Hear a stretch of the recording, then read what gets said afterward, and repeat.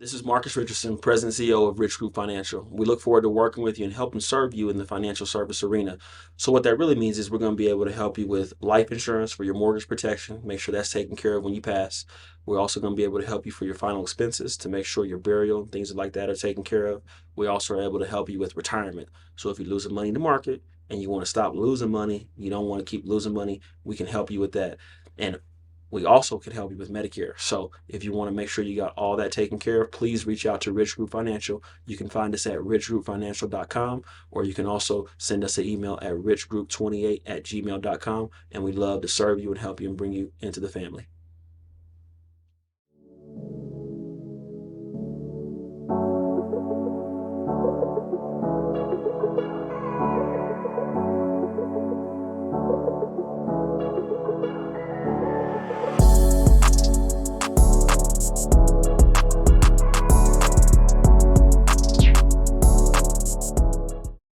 All right. Welcome to the Pro Formula Podcast. I'm your host, Tarek Shabazz, and this podcast is all about professional development. So if you're trying to take your professional skills to the next level, you're in the right place. In order for us to be able to continue to bring you this great content, I'm going to need you to like, subscribe, or hit that bell on our YouTube page. You can also go to our Instagram, or you can go to our Facebook account. We look forward to seeing you at our next show. Thank you so much for tuning in.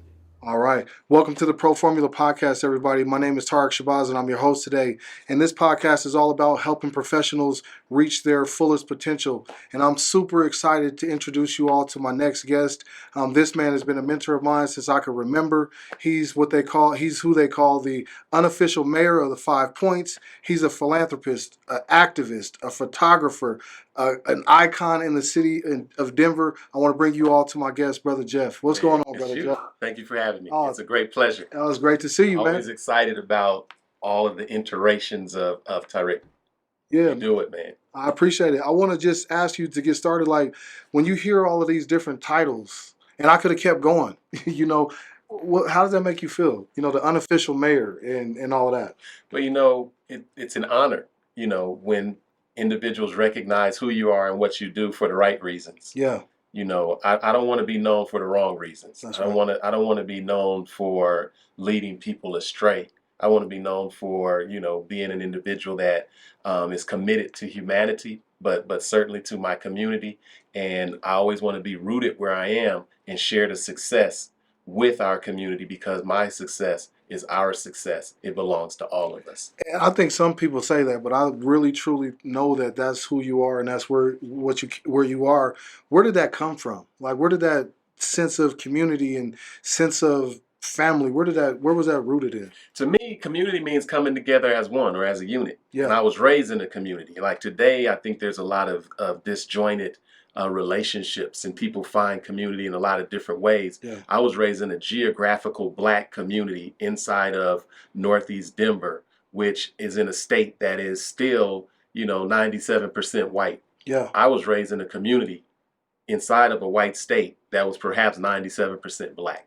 So with that being said, growing up, I didn't know that the coaches were volunteers. I didn't know that they had jobs, during the day, and they were working with us at the end of their workday. Yeah. I didn't know that the relationship with me to the elders and the young people was all interconnected, but it was a part of my upbringing. And so when things began to get disjointed in terms of our culture, I had something in terms of a foundation. Yeah. To know that there was something different. And so what I'm doing is not something that I stumbled upon. It was something that I was raised into. Man, I love that. Talk to me a little bit about how you feel about the state of our community now. I know that you love that northeast part of Denver and Denver as a whole. It's changed over the years. Talk a little bit about how you feel about some of the changes that you're experiencing, what you're seeing.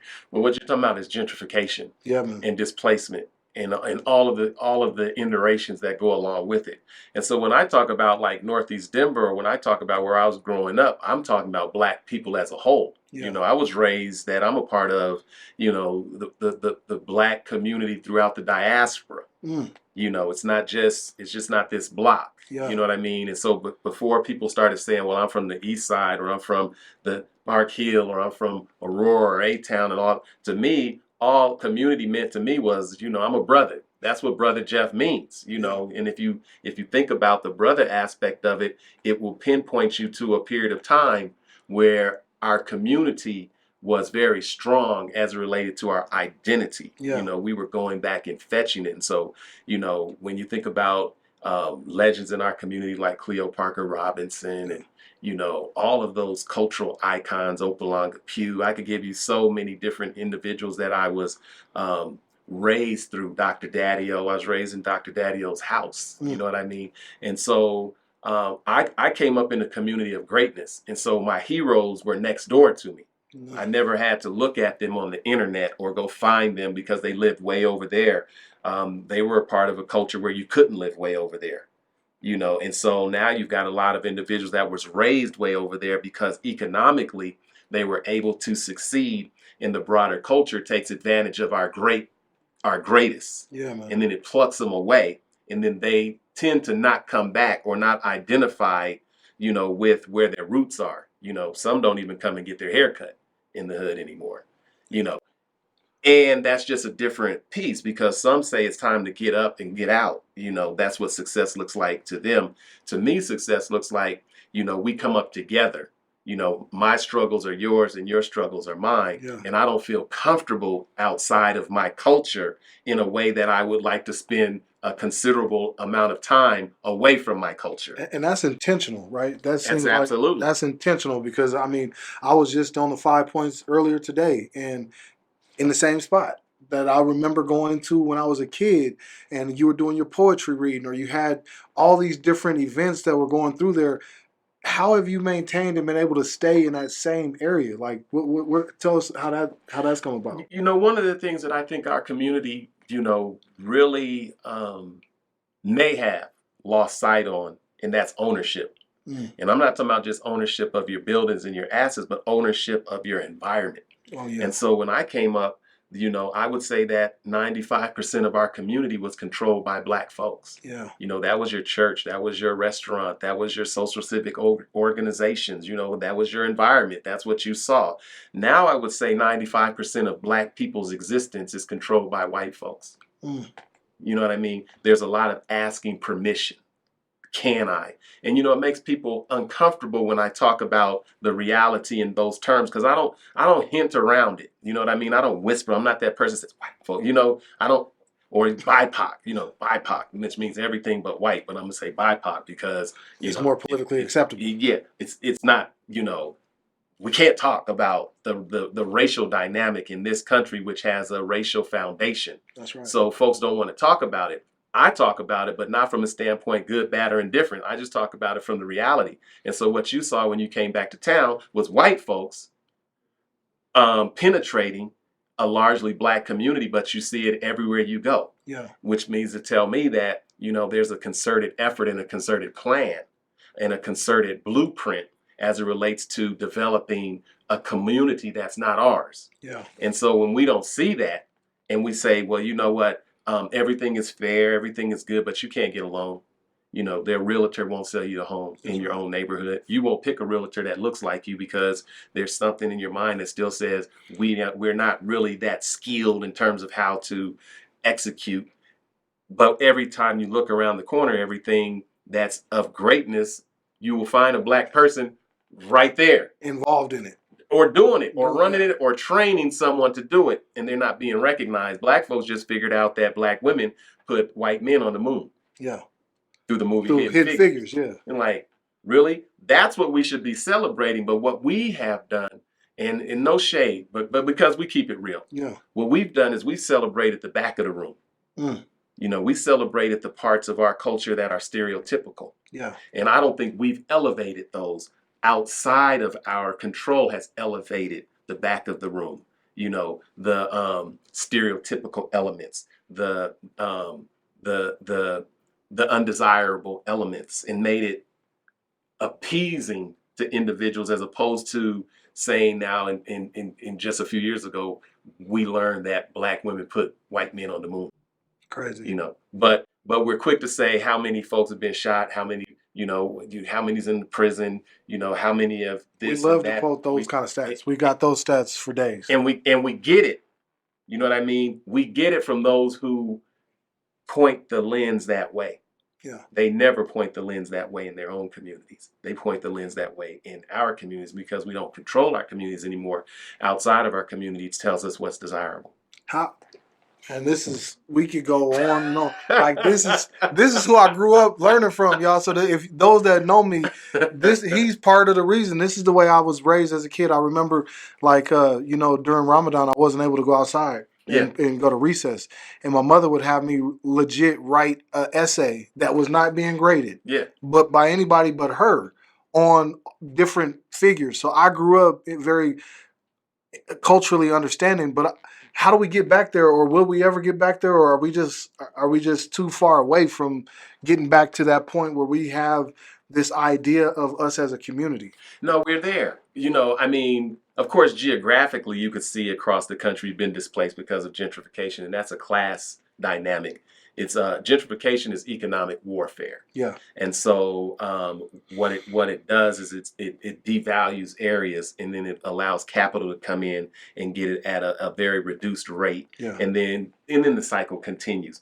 But the greatness of what you were raised with in terms of family and parents taking responsibility, I would believe that the majority still have that. There are people in the house telling folks this, that, and holding them to a higher standard.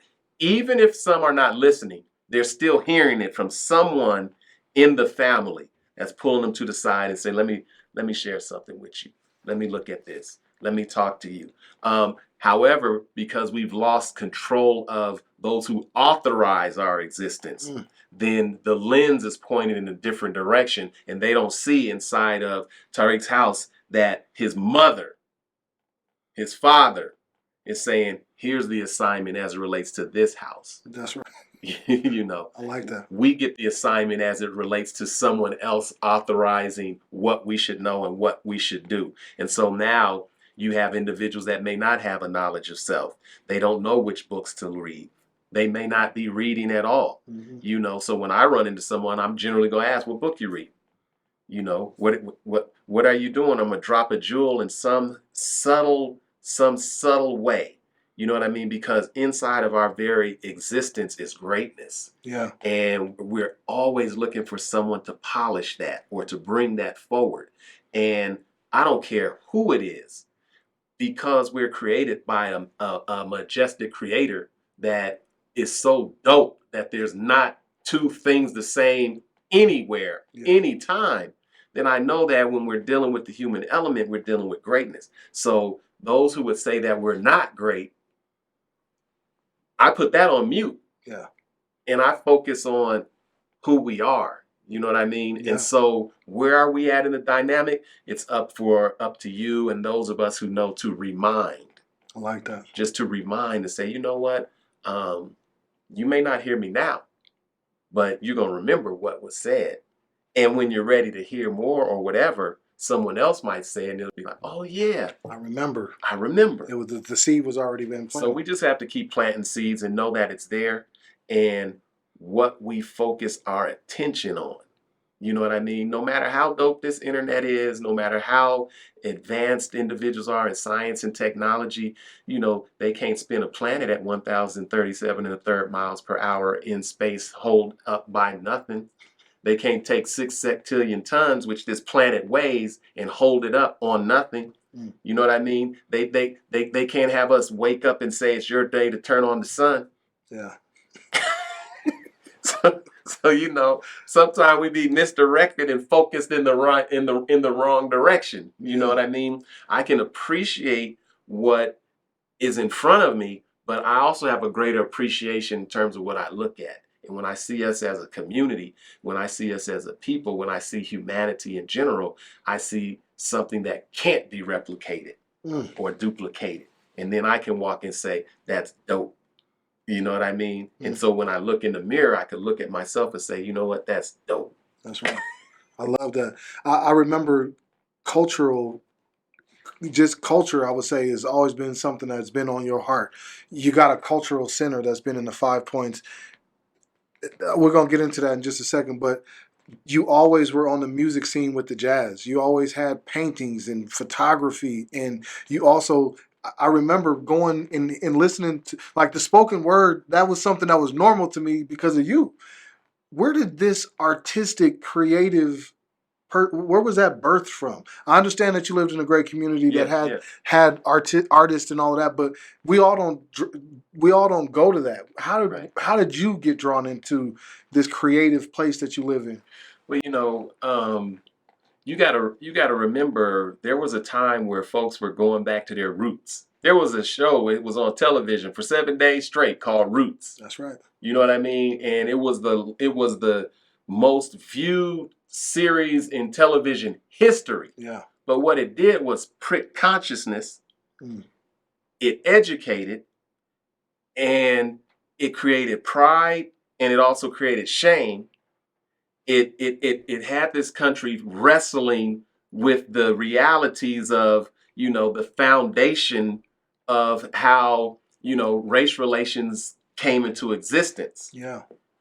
It was so powerful that they never showed it again, and they started putting cartoons back on television.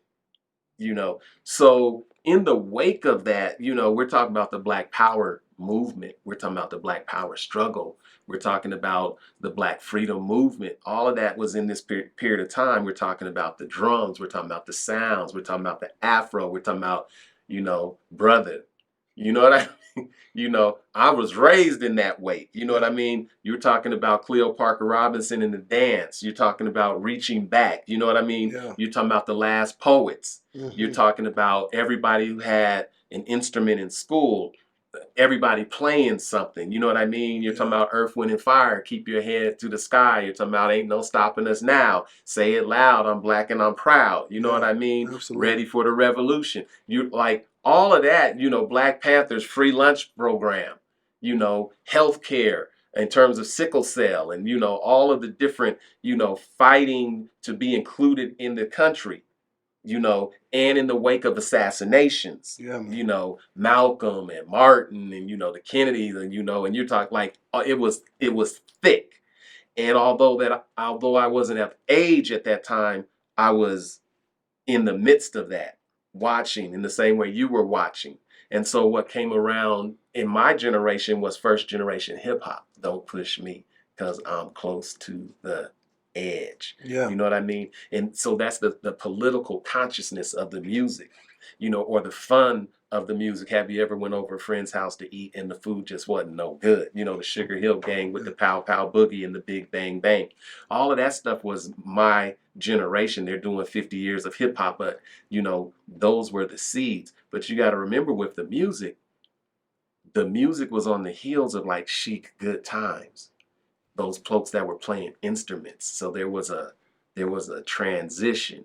You know what I mean? Yeah. And so, I got heavily involved in hip hop and was very well known or foundational here in Colorado. If you go and watch Souls of the Rockies, you'll get a lot of that particular history. And then the crack came. Yeah. That's a turning point. And then the crack came. Yeah. That Devastating.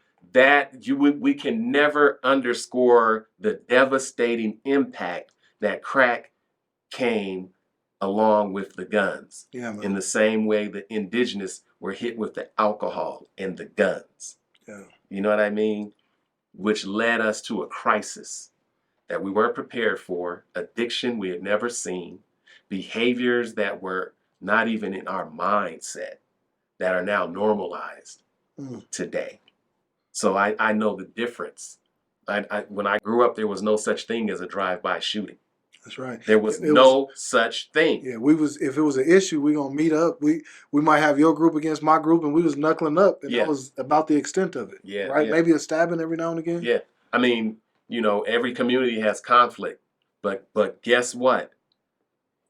Every community has a warrior class. Yeah. You know what I mean? And there's a warrior class to every culture. And that's why you have youth athletics. That's why you have team sports where folks can take that aggression and they can compete in a ritualized controlled environment that's not out of control. Yeah. And so growing up, all of those elements were in place, and the streets were as well. But the streets didn't, it wasn't about shooting and killing each other. Yeah. It might have been a razor blade, a stabbing, or maybe a fight or whatever, but the others was, involved with their sports. Yeah. You know what I mean? Or really, from my mother's from back east, so she's from Jersey. And so a lot of her memory was they were really patrolling the community. Oh yeah. That was our defense mechanism, was our brothers that was standing on those corners protecting, making sure that they kept the drug dealers and kept all of that out. And it's just interesting, and I'm glad that you touched on that just a bit, because we're the generation of the crack babies. Yeah. Like my grade, my age, our parents, and not my parents, but our parents were, as a collective, were the ones who were strung out. And I think morally, that's where you started to see this decay in our moral ethics. Yeah. And I just want to touch on, we're still on the cultural side of it.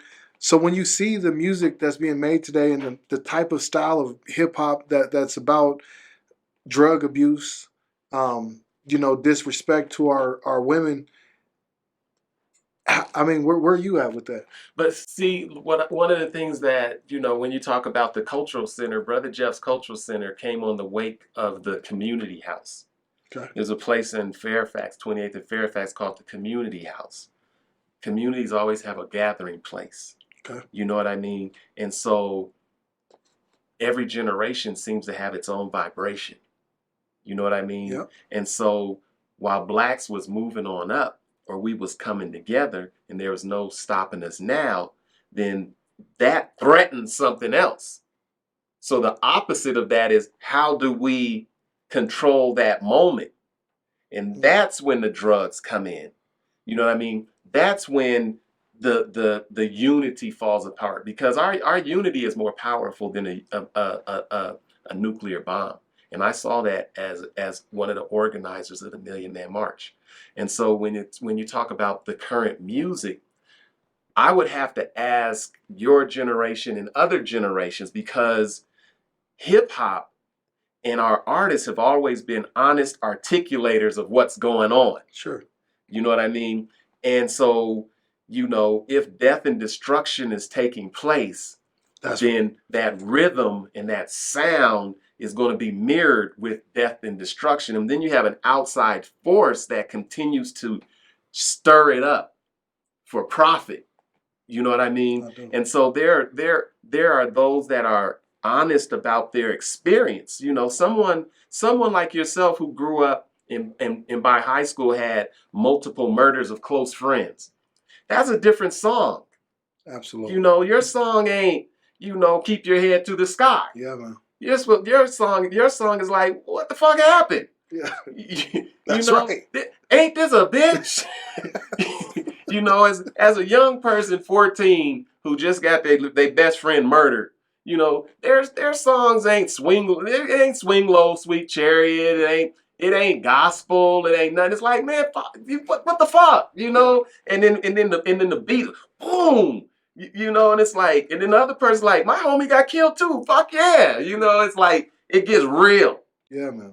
And so I think just, I hate to interrupt you, but I just want to say that might be the first time that I've heard that I really like that perspective, because it's the mirror of what's going on. Yeah. And I heard Pac say it one time where he was saying, at first we were saying, we shall overcome, but then it's like, no, I'm picking the lock. Yeah. The tone changed because of what we saw around us, and really that just is a reflection of our condition. Well, the tone changed because look, the streets and the human nature is just real. Yeah. There's folks that's struggling. Like, we're from an area of the country that folks get here and they really think they made it. But let me take you to Newark, New Jersey. Yeah, man. Let me take you to Lord, like anything that got the word Ward in it. Let me take you to a school that ain't got a name and it's just number 8. Mm-hmm.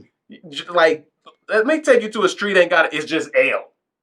You know what I mean? It's just like L Street. Where L Street. You couldn't think of nothing else. Like, what school you go to? Precinct 6. Like, I'm talking about folks that ain't eating. And so they're eating off each other. Yeah, man. And it's controlled and it's contained. And it's social engineering. And so you got to think about where we're at in where our backyard is the Rocky Mountains. Come on. You know what I mean? Yeah. And folks would come here and they would say, "Them's your projects? Them is our townhomes." That's right. I can't tell you how many people that have said that to me. Like, take me to the hood. We take them to the hood. I'm from like 16th and Clinton. You know what I'm saying? 16th and Peoria. They like, what? This is rough? Right. Like, this is, okay. And so you've got a couple of elements at work there. You know, you've got individuals that attempt to articulate hard living for art's sake. Yeah. But they're not really that. You know what I mean? Middle class kids talking about how hard it is. Like, it's hard to have a hard song, you know, with a front and a backyard. Yeah, man. You Upstairs and downstairs. Upstairs, downstairs, you know. Pantry. Refrigerator full. And a pantry, though. Steaks, pantry. I never even knew what a pantry was. Like a pantry? Man. And so when you got individuals that can do it, but they're artists. Okay. You know what I mean? They're artists. Yeah. And some people can even feel it because their artistic ability to interpret something. But then you got some individuals that really live it. You know what I mean? This is my reality. Yeah. And so their song is different. You know what I mean? Like how do you know, I came up in an environment where there was a church on every corner or a mosque, you know what I mean? And faith was a big dynamic, you know what I mean? Folks, it looked like what they call the civil rights movement, where folks was dressed up at the March on Washington. Everybody looked like they was going to church, you know what I mean? And the preacher is leading it. The Dr. Martin Luther King is giving the speech. The Mahalia Jackson is singing, you know, and folks that wasn't into that was watching it. You know, they like, yeah, okay, I'm going to give this a chance. And then they murdered Malcolm. They're like, we're going to burn this shit down. Yeah, man. The tune turned not because they didn't give it a chance, but you killed peace. You assassinated peace. And then you want me to be peaceful. Do y'all see why I am the way I mean, y'all just, this is the way I was raised, man.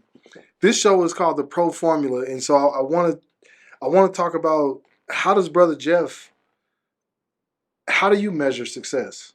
How do you measure professional success? Because I guarantee your definition of professional success is different than someone else's. Like, talk to me about, what does it mean to be a professional at the highest level in your eyes and from your standpoint? Well, a couple of things. I think that success is an individual measuring stick. You know what I mean? Like, for example, if you have a particular goal. See, I measure success as it relates to goals and what I'm particularly pursuing. Okay. It's going to be different for everyone. But collectively, for me, for Black people in a hostile environment that hates us for no reason. Louis Armstrong said, "What did I do to become so black and blue?" Like Dr. King in the book, Why We Can't Wait, said, were we not patriotic? Did we not fight in every war? Did we not build the Capitol? Yeah. Like, did we do something to deserve this kind of hatred, this vitriol? So to me, collectively, Black folks, any Black person, man, woman, or child who makes it through one day in all of that hostility is successful. Okay. You know what I mean? It's like, man, I made it another day. But are they professional, though? Now, only thing professional means you got paid in some way. You know, like what separates a professional athlete from an amateur is the check. Love it. Okay. You know what I mean? They doing the same thing. They getting hit hard at the college level. They're generating tons of money. You talking billions. Billions. Like straight plantation. I'm generating billions, and the rules say, but I can't get paid. They said, no, but you're getting the education. Right. That's your payment. Now check this out. Give me my money, and I'll pay for my education. Come on, man. You know what I mean? Don't tell me how to spend my money. I say, don't son me. I'm not, give me the money and let me do with it what I want to do with it. Exactly. And that's always the economic argument about, being compensated for your labor. So to me, one, successful looks like, did I just make it today? And how did I make it today? That's at a very base level. Someone who's struggling with addiction, did I not get high today? Mm. You know what I mean? And did I make it 2 days? You know what I mean? Did I fall down on the third day, but I was successful for 2 days? Yeah. Now I'm starting over, you know what I mean? And I'm successful. So it's measured in a lot of different ways. What we've done in a capitalistic society is we tend to measure our success based on white men who have become billionaires. And somehow they are the epitome of what it means to make it. But their lives are in decay. Their insides are rotten. Not everyone, but enough to say, if you've got all this wealth and you've got decay around the world, how are you successful? Mm. And so my success is measured on how I could share what's been shared with me. Mm. You know what I mean? For me, success is like, did I say something that ignited you to your highest purpose? You know what I mean? Were we collectively able to experience peace? I love it. You know what I mean? Were we able to navigate conflict in a way where we come together in love? So at the highest level, success is love. Mm. You know what I mean? Success are those principles that are on a high frequency, such as brotherhood, sisterhood, fraternity, love, compassion, honesty. All of those different dynamics that you can have no money, but you can still possess those attributes. You know what I mean? So for me, success is like, you know what? Tariq's in town and he's on a journey and he's got this vision. And how can I help that brother along the way? Mm. You know what I mean? How can I share what I know in a way that is not because I want something from him? Mm. So it's not a transaction. It's not a We transaction. ain't doing transactional. It's like, I really want to see this brother succeed. Right. That's successful. But here's what I know. You and I have a successful relationship because it's like this. Yeah. I want for you what you want for me. Okay. You know what I mean? Yeah. And it's like, you know what? I am happy to see you. I'm not happy to see a stack of money. You know what I mean? Sure, I can do that. I could get that, but I can't never get you back. Yeah. You know what I mean? We can't get this moment back. So success for me has always been, as I was younger, a financial goal, a particular business or a particular venture. But I'm at the stage in my life now where I'm damn near retired. You know what I mean? It's like I get to do this. I'm not chasing anything. I'm not bumping into any walls. I'm not having arguments and conflicts and trying to do this and that. I'm attempting to share what I've accumulated in the form of knowledge, wisdom, and understanding. Mm. You know what I mean? And by having that, it generates wealth, financial and otherwise. The more money I have, the less money I need. Right. Having this conversation has got me looking in the mirror. I'm like, I got to get back on it, man. I mean, for me, I'm so driven. And I don't know. My wife asks me all the time, she's like, Tark, what are you chasing? When is enough enough? Right. And I'm like, I think it's a feeling. I remember my first goal, I remember making $100,000 a year. I was like, I want to make 6 figures. I swore, bro, that confetti was going to come out of the sky. It was a finish line. I was going to lean through the tape and I won, and it never came there. But the way I felt the most successful in my life was when I was running that youth program. Yeah. When I had those kids and they still call me to this day, like, Coach T, I need some advice. What do you think I should do here? I'm like, that really fills me up. The financial side of it, it almost seems like, would they say, the more money, the more problems? Yeah, and well, it's more money, more problems if you didn't know how to handle money. Yeah. Okay. You know what I mean? The more money will give you also more opportunities to handle money as a tool. Yeah. You know what I mean? To give back, to have the time to coach. So y'all see, he's still saying it's okay to get the bag. You got to get the You bag. got to get the bag. Like for example, let me just tell you in my journey, I was big in hip hop.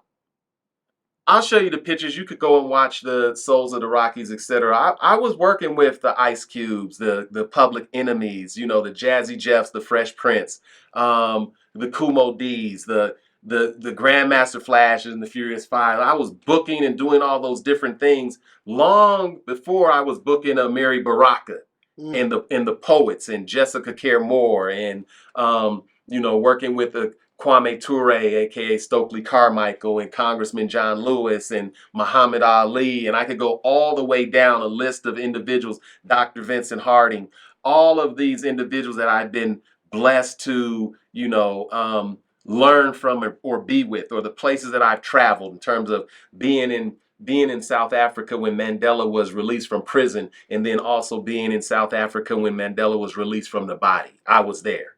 You know what I mean? Having Muhammad Ali at my front door. You know what I mean? Traveling to South Carolina and then being called to, in Atlanta, going to South Carolina, and then just hearing my name, and then someone saying, "Come to the front desk," and then the word is, you know what, you've just been upgraded to first class, and you'll be sitting next to Congressman John Lewis. And then John Lewis saying, you know what, I'm going to South Carolina to open up a civil rights, museum and et cetera. Do you want to come with me? And by the way, I'll be preaching on Sunday. Do you want to come with me to this little church? You know what I mean? Then meeting Spider Martin, the white guy who took them Bloody Sunday pictures and told me that being a photographer at that time was like having a target on your back. Folks was trying to kill you for documenting. You know what I mean? I'm sitting here in the wake of, someone who popularized the term Black Panther, and working with Kwame Ture and learning and talking just the way we are. Someone who's been with, Minister Farrakhan, Khalid Muhammad, someone who's been in all of these dynamics. The same dynamic in the world that I have been in that world, I was in the hip hop world. But what happened was our community started murdering each other. And I gave all of that away. You know what I mean? I walked away from all of that after doing tours and seeing the same thing is happening in all of these communities, but there's no relationship between these communities. This has got to be a plan. This has got to be, something that is, being put upon us. And that's how I got involved with the Stop the Killing dynamic. And that's going to a different level. My social consciousness began to look, being with Dick Gregory and listening to like all of them. It's like your parents. You know what I mean? Your parents are part of that movement. Yeah, man. Your parents are a part of my consciousness and my understanding. Because when I was young or younger doing the work that I'm known for now, it was folks like your parents that was like, in here. Yeah, man. You know what? Let me talk to you. Let me bring you something. Here, let me come get a piece of fish. Let me pick up a bean pie. Yeah. Let me support. Let me be at the rally. Let me watch, and all of those different dynamics. And so the shift was, you know what? Yeah, there's money here. You know what? Yeah, there's fame here. And I think that some mistake fame and fortune with success. You know what I mean? As opposed to mission. Now, if you're an artist and your fame and fortune is attached to the higher values of bringing humanity forward to the next step, then it's like that. But if in fact you're being paid to destroy a community, Yeah. that's when you got to question the heart. What would you do for money? There was a song, "What People Do for Money." Yeah. It's like, yeah, what would you do for money? You know, I made a G today, but you made it in a sleazy way. Oh yeah, but I gotta get mine. Well, that's the way it is. That's cold, man. That's a cold. That Pac was that. Pac was that. You know, Nipsey Hussle is that to me. You know, Yeah. that brother. I get it. I understand. I come up in that mentality and that frame of mind, but he had such a bigger purpose. It was beyond selling records. He sold records too. Yeah. That was a part of it. He did sell records, and that was a component of it as well. But you said something I really want people to understand. Y'all listen. It's about your purpose. If we don't say nothing else, if you didn't catch all of these jewels that this brother has been dropping, he said success is, are you doing what you were called and created to do? And if you're doing what you were called and created to do and you happen to make money, then he saluted you. He's like, okay, great. But if you out here just making the money and you're not living your purpose, no salute. If you out here just working your purpose, I mean, I guess if you No, you're right, because when money is just a medium of exchange. yeah. And so if you think about, say, for example, Poor Righteous Teacher, knowledge is worth more than diamonds when the mind is shining, surprises for God's earth and 85ers. So knowledge is worth more than diamonds when the mind is shining. So When based the on mind what is you shining. know, Yeah. you're going to generate, Yeah. you know what I mean? You're going to generate income. Yeah. And if you're on your mission, or if you're dealing with your purpose, then the universe is going to be reciprocal and provide everything you need to buttress or put you in a place to fulfill your mission or purpose. If not, then it's an unfair exchange. You mean that I'm going to be born to do something, but I'm not going to have the resources to do it. See, generally individuals don't have the resources to do what they're doing because what they're doing ain't their purpose. It's somebody else's. And so your resources are going to make someone else wealthy because it's in line with their purpose. But from a communal standpoint, when we are on our collective purpose, everyone eats. All right, thank you all for joining the show. Just a quick reminder, if you like the content that you're receiving and you want to help us out, we really would appreciate that. If you want to help, you can go to our Cash App, which is $, the Pro Formula, or you can go to our Patreon account, which is patreon.com/the Pro Formula. Thank you so much. Your support means the world to us. I want to ask you, like, what would 10-year-old Brother Jeff think of you today? Man, my 10-year-old brother Jeff would be like, you know what? He'll salute you. Absolutely. Only because the fact that, 10-year-old brother Jeff was just a kid. See, 10-year-old brother Jeff, if born at this period of time, may not have had a chance to be a child. So you at 10 years old, you were actually doing kid stuff. Oh, G.I. Joe with the Kung Fu grip. Yeah, come on, man. You know, the electric football game with the piece of cotton and you turn it on. I'm just being a kid. Adults, Cleo and them was dealing with all that. My parents was dealing with that. My mother was dealing with all of, the vicissitudes of life. 10-year-old brother Jeff was just an artist. I could sketch. I had great eye-hand coordination. And if anybody watches the way that I move as an activist, as someone who does photography or whatever it is I'm doing, if you look real close, it's artistic. Yeah. Because I've got an artistic eye. And so the reason I know in terms of my artistic ability goes back to folks would gather around me while I was doing something, and I would wonder why everybody couldn't do that.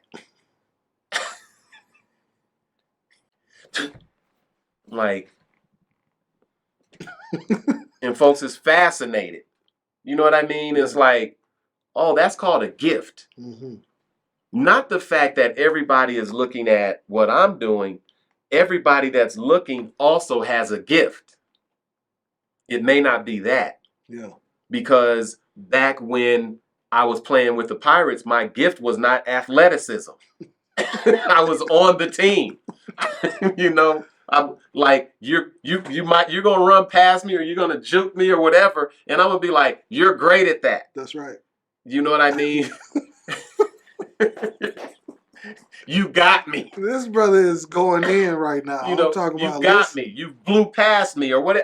Because that's just, they were looking at him with the same fascination that people was looking at you at when you was yeah. gone. They And like, that's that why, brother got something going on. and that's why when you get involved with what you're good at, you can admire what someone else is good at. Yeah, I love it. You know what I mean? When you love who you are, like me as a so-called black man, when I love who I am, I can appreciate who you are as a white man or a white woman or brown or brown. It doesn't take anything from me to appreciate you. Yeah.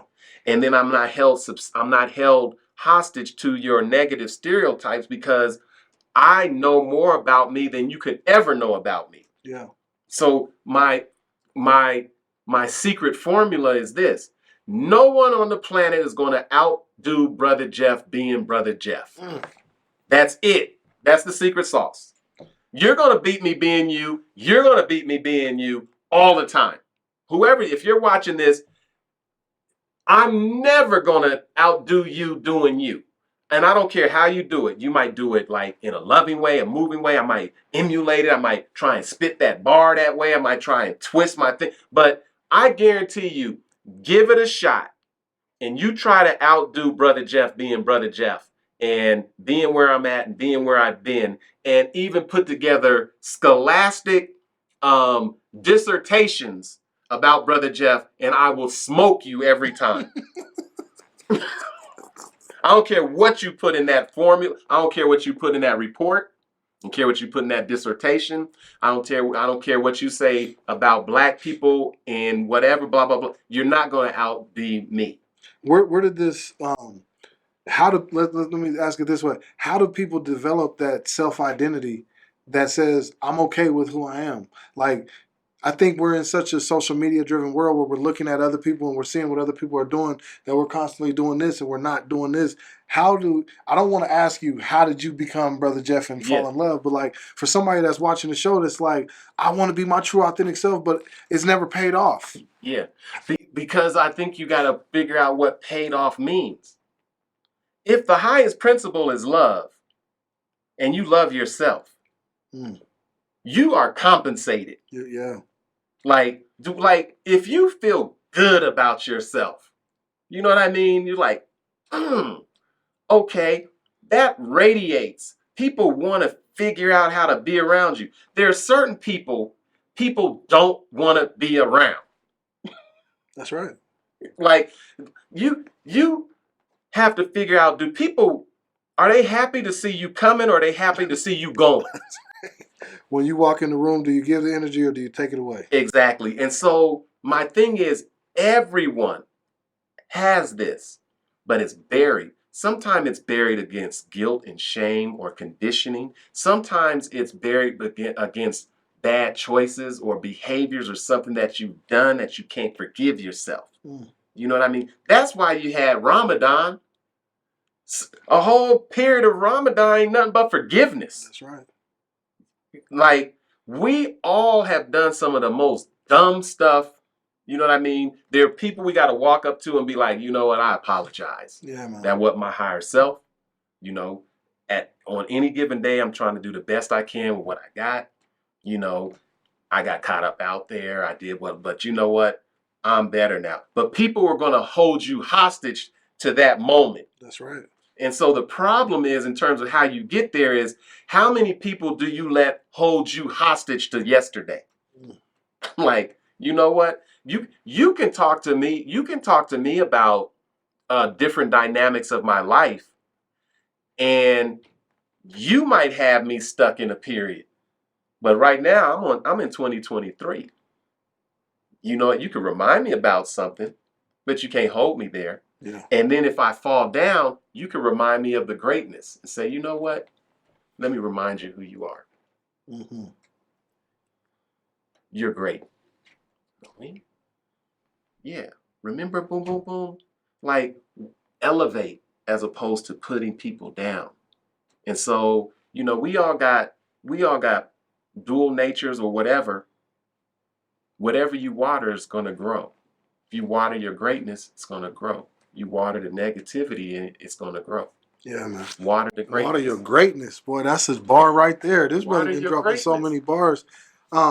What's like when you talk? Like I'm not just saying this because you're in front of me and we're in front of all these millions of people that's viewing this, but I'm saying like, what's the most proud accomplishment of your life? You know, I think one of the most proud.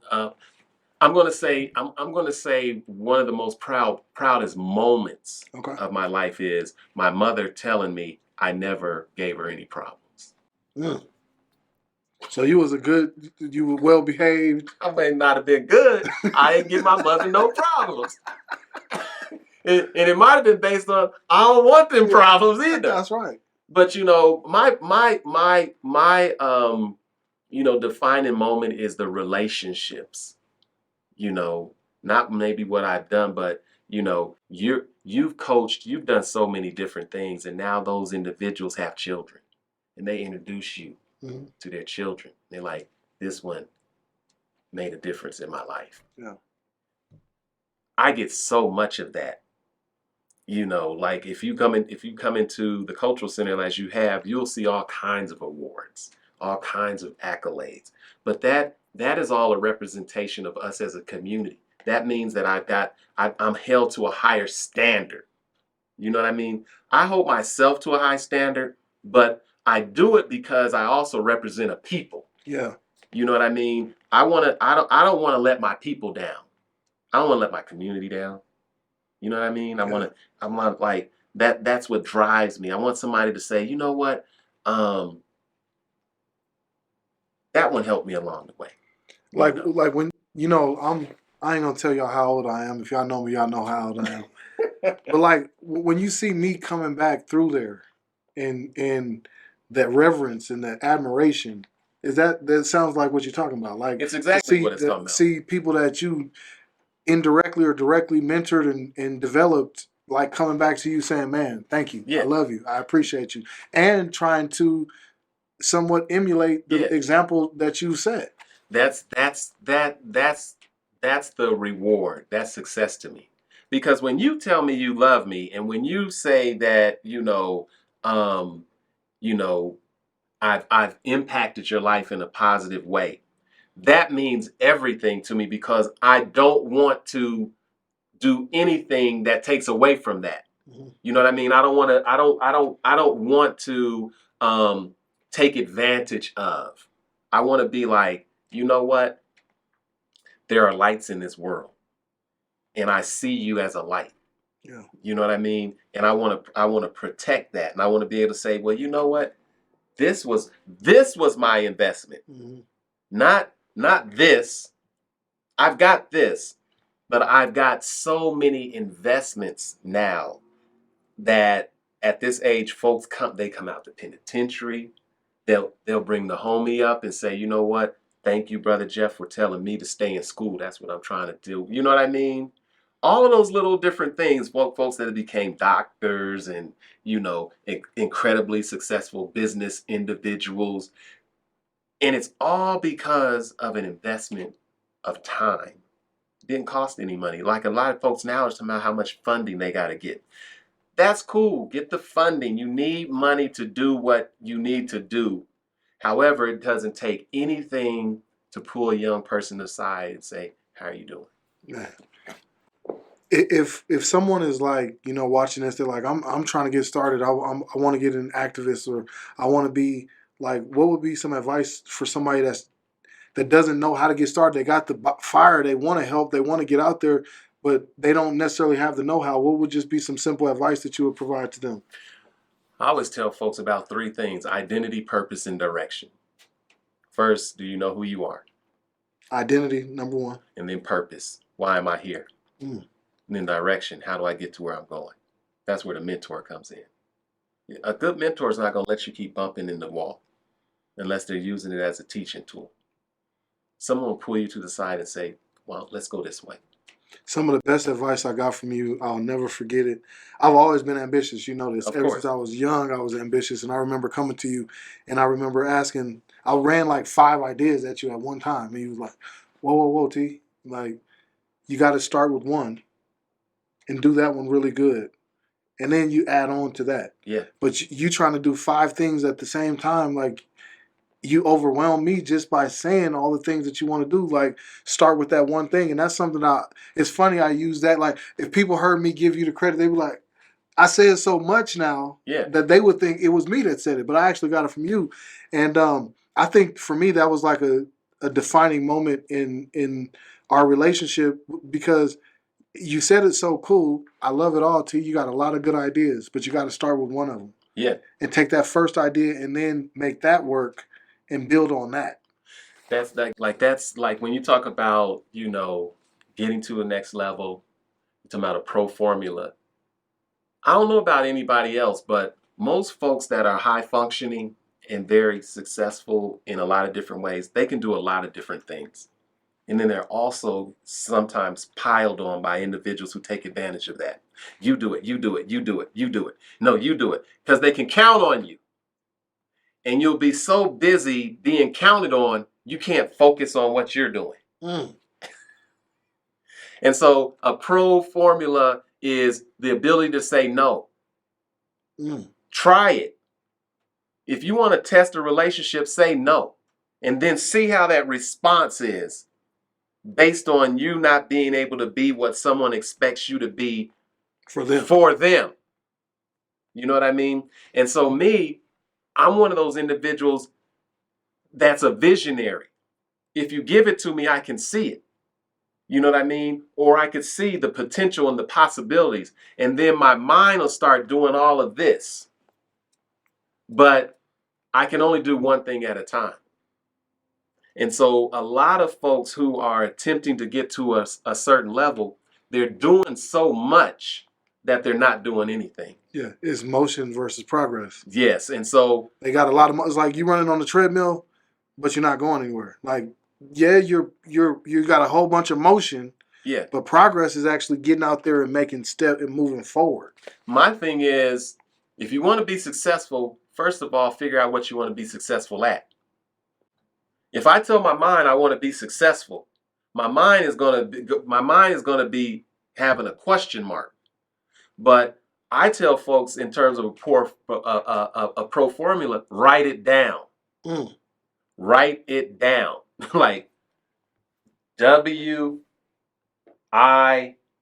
Ding, ding, ding. Write it down. Okay. And now your mind is focusing on something. You look at it and you say, okay, now I can this is what I'm focusing on. And so a long time ago, I said, what am I going to do? 1, 2, 1, 0, 0. And I could always see that. 1, 2, 1, 0, 0. And I could just look at it. I could put it on the wall, or I could see it in my mind. If somebody's what I'm going to do, I'm going to make $1 million in 2 years, create 10 jobs, 10 businesses, and 100 jobs. That was my formula. $1 million, 2 years, 10 businesses, 100 jobs. Mm. But, and then the journey is one thing, because $1 million then was like a big deal. That today it might be $1 billion, but have I been able to achieve a financial goal? Like, what is your financial goal? What are you worth financially? And folks just say, no,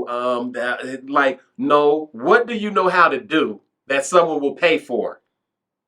You know what I mean? That someone will take their hard-earned dollars and exchange it with you because you are excellent at what? And it ain't the hookup. Folks like, I just need the hookup. Like, I'm looking at these cameras. I'm looking at this setup. It takes money. Yeah. Now somebody says, but I could do that. Now anybody can open up and do it. But are you an artist? Like, if I see your work, is there quality in it? You know what I mean? Does somebody look at it and say, how did you accomplish that? Who knows how to do that? Like, what is it that you know how to do? And what is it, and particularly if it's your gift, what you do is you look at in terms of, I don't care what the field is, who is doing it at the highest level. Then you measure yourself between the highest level and you. Have a good reality check. And then you study the best at it. Whoever is the best at it, folks ain't studying the worst at it. Ain't nobody went into and said, let's look at some scrubs. Like, okay, you looking at the tapes. You're like, this one knows how to do that, and this is why they know how to do that, and this is why we're studying the tape, because when they do that, we're going to do. So now what do you got to do? You got to study. And so if you want to study success, study successful people. Like your program, you talk to a lot of successful people, and you will see that there's a common thread as it relates to what they do. That's right. So no matter what it is, first of all, like you said, vision, consistency, dedication, sacrifice. I can't find anybody that's been successful that didn't sacrifice. Like, for example, when everybody's partying, you're not. Why? Because you're either in them books or you're studying your craft. If you want to be nobody, just don't do nothing. You want nothing, don't do nothing. It's easy. That's the simple. That's the simple. That's simple. Don't do nothing, you won't have nothing. That's easy. But if you want something, you got to do something. You know what I mean? And if you're not willing to do something to become the best, then you are going to be leaning on individuals to do for you what you wouldn't do for yourself. Study success. If you want to be free, study things that are free. Mm. A slave can't run you to nothing but another master. I don't know if y'all catching all this. I'm like, God. The 12100, that is a. At first, when you said that, I was wondering if that was the address. I said that must be, but it really was an address. Now that now that I really hear it, that was your destination of where you were trying to go. Like if somebody says, "Okay, I want to do six figure, I want to make 100,000." Okay, you got 120. You got to knock down 10 racks a month. That's right. Now, so in terms of a formula, like me, even when I was like, I'm like you or anybody else. I used to grind hard. Like, it was very easy. Like I go all day and all night. Like, you want to work? Like, my secret to success was, I hope you're asleep. If you're my competition, I hope you're asleep. Because by the time you wake up, I'm already done. That's right. I'm doing something else. And so from a business perspective, I say, I'm going to do 3 things. You know what I mean? 3 things a day by 3 o'clock, and I ain't taking no work home. I'm just going to do 3 things. Now, if I get those 3 things done, and I'm done. But if I don't, then tomorrow I got to do 6 things. So 3 o'clock, I'm done. I'm done. 3 things, and then if I don't, then if I didn't, then tomorrow it's 6. Then the next day it's 12. 3, 6, 9. Like, stay on your task. Know what you can do. Know when you're high functioning. Yeah. You know what I mean? Put your heavy lifting up front. Get it done and don't take it home. If you had adopted that when you were younger, oh yeah, could you have achieved all that you did, or did it take all that grind for you to get to a point where now you have the 3 in 3? One of the things about youth that I've noticed is that the grind is fun. I love working hard. Like like I would grind like that for nothing. You know what I mean? The money was as a benefit, but when you're young and you're vibrant and you're idealistic and you're like trying to figure it out, and that's a part of life, and it's exciting. What happens is when you keep getting knocked down, or somebody hits you hard, or some tragedy strikes and you just can't get over it. You know what I mean? But I can just tell you, talk to someone successful, and I can guarantee you the grind is like, it's like, let's get it. You know what I mean? And so now I'm at the point where I don't have to grind like that, but I appreciate those who do. It was fun. Yeah. And it is fun. Life is fun. Life is exciting. Life is full of opportunities. And, I just like to tell everybody, whatever you're pursuing, you will accomplish. That's There right. ain't no losers in this game. It's just those who gave up before their time. Just last thing, man, this time has been so valuable. I just want to, like, for that person that's been knocked down, they're trying to get back out of it. Do you have any advice for them? Yeah, success is being knocked down 1,000 times and getting up 1,001. Just get up. And if you can look up, you can get up. Yeah. And sometimes it takes some assistance.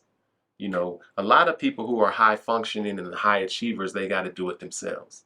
Because sometimes we think that only we could do it. You know, ain't nobody gonna do it right, so I might as well do it myself. But you know what? The greatest jewel in life is to say, you know what, I need help. Yeah. You know, and whatever that help looks like, you know, access it. And that help looks different for a lot of different people. But, you know, if you need assistance, assistance will make itself available. You know what I mean? And so, yeah, we all get knocked down. But you know what? If you can open up them eyes and give it another shot, another turn at bat, whatever, however you want to say it, go for it. And if you need some assistance, get it. Because at the end of the day, you're going to fulfill your destiny. Love it. This last segment, I call it Settle the Score. So I'm going to put you on the hot seat. I got like 5 questions for you. Let's go.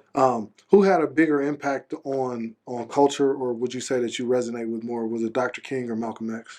I think they're pretty much the same. The Dr. King that has been popularized in the current model that's been locked in the March on Washington, and it's like 63, is like, you know, you're missing the point. Dr. King was hella revolutionary.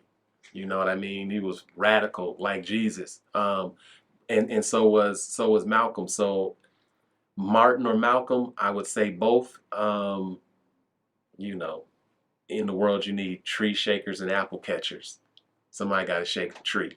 But if you're working together, they catch the apple. So I don't know if that answers your question. It doesn't. Malcolm or Martin, I'm always going to go Malcolm.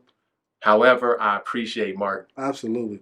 I think in this segment, there's no really wrong answer. Right. They're both incredible human beings. Who is it for you, LeBron or Jordan? Generationally, see, now you ask me about sports. I don't know about sports, but I could just tell you, oh man, generationally, I'm supposed to say Jordan, but from a standpoint of a LeBron who, you know, to me, this brother came out of high school, went pro. I don't know what it's like to be a kid going to play against grown men. Like, you come out of high school and you looking across and they're shacking them. And you getting after them. And you getting at all of them. Yeah, okay. But then you bring your crew together and you educate them along the way while you're working, they getting degrees and they handling the business, then you give them the schools and then LeBron. Damn. No offense to the $8,000 Nike Air Jordans, you know, all of that stuff. But I'm just talking about from my lens. I love it, man. From my life piece. If I were able to hang out with LeBron or Jordan right now, based on my worldview, I got to go LeBron. Is it hip hop music or jazz music for you? They're pretty much the same, but you know, being first generation hip hop, I'm going hip hop. Would you rather read a book or would you rather listen to it? I'm going to always read, and I'm going to always want something I could put in my hand and feel. I want to touch it. I want to touch it. I want to turn the page. I want to argue with a book. I don't agree. I don't just have to agree with authors. I like to get into arguments. Like I don't read prefaces. I don't want to hear your opinion. I skip the introductions of someone telling me what they think. Yeah. I want to know what I think about it. Mm-hmm. And if you got to over-explain it to me, it probably wasn't written for me. Yeah. And so, books, you know. I love getting to the end. Yeah. If I could be honest, I love how it feels when I get to the last page. I turn the last page. I'm just like, I'm a sucker for a good story. And I think when I'm listening to them, no offense, I'm sure people are consuming knowledge that way as well. But for me, I'll get too distracted, you know. But when I'm intentionally reading a book and turning the pages, it's something to me. I like to take my time. I like books that I get lost in, ideas that I didn't, you know, think of.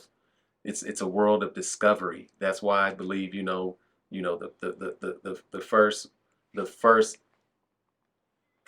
the first command to the Prophet ﷺ was Iqra, read. Mm-hmm. So I got to go with the read. He said, I can't read. Read. Yeah. Yeah. You know, and so I think that, you know, there's nothing like a book. There's nothing like picking up a book, especially the ones that call you. You go into a bookstore and that book call you, you'd be like, what's Got up? you. I got you. Last question I have for you. So, a night for you, what's funner to create art or to listen to art? Man. Well, you know, I'm more into photography, you know, lately. However, the listening to music, like, to me, oh my God, it opens up a world. I listen to it all. I don't care, jazz, blues, country, whatever, where folks are expressing the human dynamic Mm-hmm. and telling that story. And that's why I don't kind of just like, you know, jump on what some other artist should be saying to Yeah. please me. You know, I like to listen to artists that tell me what's going on in their world, and then I can do with it what I choose to do with it. You know what I mean? Is it information? Is it entertainment? Is it just that moment? Is that boom, boom, like, yeah, what? You know, or is it that jazz kick? You know, so I'm not a snob as it relates to music. I just like to hear. I like to see what artists are trying to convey. And so, yeah, if I'm going to sit down, I'm probably not going to be sketching or anything. I'm going to probably just be chilling, listening to some music. I love it. Man, you've made such an impact on my life. I want to just thank you Oh, publicly, man. man. I love you. I'm so honored to know you and to be able to share this time with you. I want to tell you really quick. I love that when I call you, I can talk to you. Yeah. I think that's one of the most amazing gifts that you've ever given me is that you answer the phone or you'll call me back or we have your time. So thank you for your time. But for people that want to get a hold of you, they want to learn about what you are doing, they want to support you, how do they get a hold of you? BrotherJeff.com. If you Okay. just go to BrotherJeff.com, you know, that'll be cool. You could get in touch. But, you know, from a leadership standpoint, you know, I've been in a lot of dynamics. I've done a lot of traveling. We're on our way to Senegal in a couple of months. Um, but I want to be accessible. And the leaders that I look up to are accessible. Yeah. You know, like when I think about all the great individuals that I've been around, I've been able to touch and be amongst. My leaders have not become my celebrities. Mhm. And there's a difference. You know, we've turned our political leaders or our community leaders into celebrities where folks from outside of our community actually subsidize them and enrich them financially, and then we lose access to them. You know what I mean? I want to be on Welton Street. Be right there. You're not gonna. Knock on that purple door. I want to hear. I want to see. I want to walk out. I want to, you know, because like I told you, when I was growing up, my heroes were accessible. They lived there. They were right there. It's like that's so and so. That's so and so. That's come on up and talk. So I'm very conscious when I'm dealing with individuals that I'm present and sharing what I have and receiving the gifts that they have collectively, and I call that community. I love it, man. You all, I hope that you all enjoyed this as much as I enjoyed it. Easily one of the best interviews I've ever been a part of. The most, oh my God, the guest, I just love him. That's my man, Brother Jeff. This has been another episode of the Pro Formula Podcast. I'm your host, Tarek Shabazz, and I appreciate you joining us today. Peace be on to each of you. Thank you. Peace. We just chopping it.